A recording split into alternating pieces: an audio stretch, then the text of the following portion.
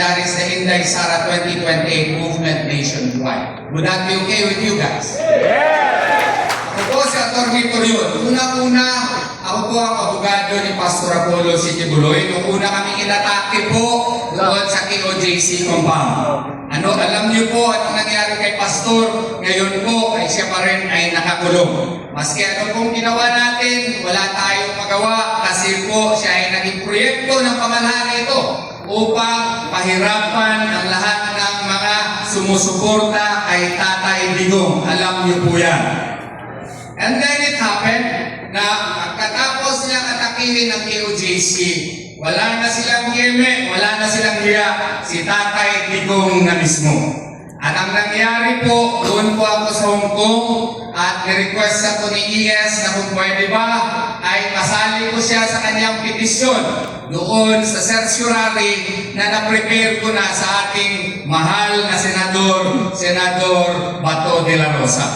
At nakita naman ninyo, kinidnap po si Tatay Digong. Minadali natin yung petisyon. Meron na sana tayong TRO pero hindi lumabas yung TRO at ngayon po ay nakakulong si Tatay Digong. Ngayon ay pending po ang petisyon natin doon sa Korte Suprema. Nag-file po tayo ng motion for the issuance of TRO on 2 grounds. One, on the alleged existence of the warrant of arrest against Senator Bato de la Rosa. And second, on the continued cooperation of the Philippine government with the International Criminal Court. What we are saying, ano pong ipinaglalaban natin? Ang ipinaglalaban po natin ay nag-withdraw na tayo doon sa International Criminal Court sa Rome Statute, and that was effective March 17 of 2019. Ang sinasabi po ng kabila ay dapat may residual jurisdiction daw ang ICC dahil sa ang mga krimen daw ay ginawa noong miyembro pa ang Pilipinas doon sa Rome Statute. Ang sabi naman natin, under Article 127 of the Rome Statute, wala na po silang residual jurisdiction. Kasi yung sinasabi nilang residual jurisdiction ay dapat ang matters under consideration.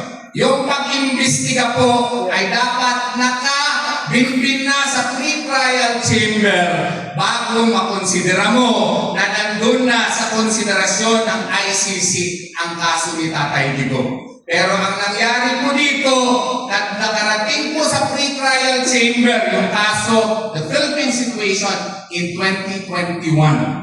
Pero wala na tayo sa Rome Statute March 17 of 2019. Hindi naman po pwede na ang ICC ay eternal na ang jurisdiction nila dito sa Pilipinas. Bakit? Meron tayong konsepto na admissibility doctrine. Kung ang ating korte ay functional, kung meron tayong judicial system po sa ating bansa, bakit ang mga banyaga ang maghuhusga kung ano ang ginagawa natin sa ating sariling bansa? Di ba tama?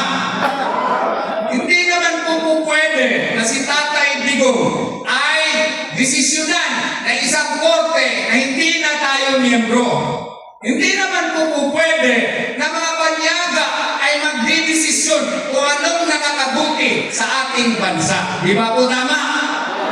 Kaya nga po, nagpupursige tayo na ang ating Korte Suprema will finally exercise its discretion, its jurisdiction on the matter, and clearly declare that the Philippines is no longer a party to the Rome Statute, and thereby declare that any and all acts done by the Philippine government during the time of the kidnapping of the former president is legal, void, unconstitutional, at yan po ang pinaglalaban natin ngayon sa Korte Suprema ng ating bansa.